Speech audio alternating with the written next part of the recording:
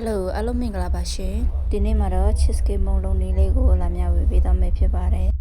လောက်ရတာလည်းအရင်မခက်ဖက်နဲ့စားလို့လည်းအရင်ကောင်းပါတယ်ကျူအနည်း3လုံးကိုသုံးထားပါတယ်